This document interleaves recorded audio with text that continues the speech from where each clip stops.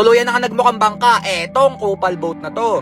Nagsimula muna kami sa pagtimpla netong epoxy. Pagkatapos ay hinalo namin ito hanggang sa maging kulay pink. Kailangan kasi may epoxy na yung gilid bago pakuan. Pagkatapos namin maglagay ng epoxy ay pinalambot naman namin ito. Kailangan kasi pre pag pinakuan natin to, maging ganito yung pagkakadikit nito. Bali ang gagawin na lang namin pre, didikit na lang namin to tapos papakuan na namin. Kung mapapansin nyo pre, bago na yung kahoy nito sa gitna. Dahil pinapalitan namin to kahapon kasi nga pre talagang mabuhay yung pagkakagawa nito. At ngayon pre, confident na kami sa tibay nito. Kaya nakapag-desisyon kaming lagyan na to ng epoxy. Eto na nga lang unahan yung ididikit natin, pagkatapos ay all goods na to. Pagkatapos ay pinakita naman namin to kay Papa. Kailangan kasi pre, mahusgahan muna niya kung okay na. Pagkatapos ay puputulan na natin yung mga sobra. Bali eto pre, di natin isasagad yung pagkakaputol nito. Kailangan kasi may matira na konti dito para mamaya may pagkakapitan tayo ng kahoy. Maya lang ay umalis na yung dalawa. Kaya tinapos ko na itong mag-isa. Kailangan kasi pagbalik nila tapos na ito. Kasi para mamaya tuloy-tuloy na kami. Tinanggal ko na din yung nasa likodan nito. Pagkatapos ay eto na yung kinalabasan. Maya lang ay nagsukat na ako na itong mga kahoy. Pagkatapos ko magsukat ay lalagarin naman natin ito.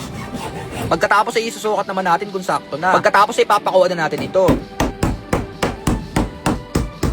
Okay na ngayong kahoy sa gilid kaya gagawa naman tayo nun sa unahan. Puputulin lang uli natin to pagkatapos kailangan nating makagawa ng gantong style. Kailangan kasi pre ganito yung style para magsakto dun sa unahan. Maya lang sa wakas dumating na yung dalawa. Kaya nagsimula na kami sa pagkabit na itong pangunahan. Pagkatapos namin dito sa kaliwa, dito naman kami sa kanan. Bali ganun lang uli pre, susukatan lang natin yung kahoy sa gilid tapos dun sa pangunahan. At maya lang habang nagpuputol kami, biglang napadaan yung shota nito ni Kuya Taga. Hindi yung shota dyan nila.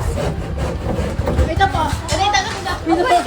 Pagkatapos ay nagsukat na uli kami netong sa pangunahan. Kailangan kasi maikabit na namin to ngayon para bukas all goods na. Pagkatapos namin putulin ay ipinako na namin ito. Bali yung mga timba na nakaangat sa gilid, ipapako pa natin yan mamaya. Kailangan muna nating unahin to para maganda yung pagkalapat niya mamaya. Katapos na nga namin ikabit yung sa pangunahan at sa palagay ko all goods na to. So pre, okay na ibabaw natin lahat. Ito, mga kahoy na to. Okay na nga lahat yung kahoy at etong mga sobra na lang yung kulang. Makikita nyo sobra yan. Bali alisin na lang namin lahat yung mga sobra pagkatapos maglalagay na kami ng kahoy sa gilid. Kailangan bukas matapos na kami sa paglalagay ng gilid. Tapos lalagyan din namin ng sahig. Ito, sasahigan natin yan pre. So bali eto yung mga kahoy na yun pre, tas medyo malapad naman to ng konti. Bali, 6 na peraso to.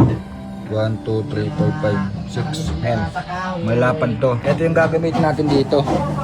Baba, punta dun sa dulo. Malapit na nga maggabi at mukhang malapit na naman kaming masermonan. Kaya nagmadali na kami sa pagpako ng kabilang gilid nito. Pagkatapos namin pakuan ay tatanggalin naman namin yung sobra sa unahan.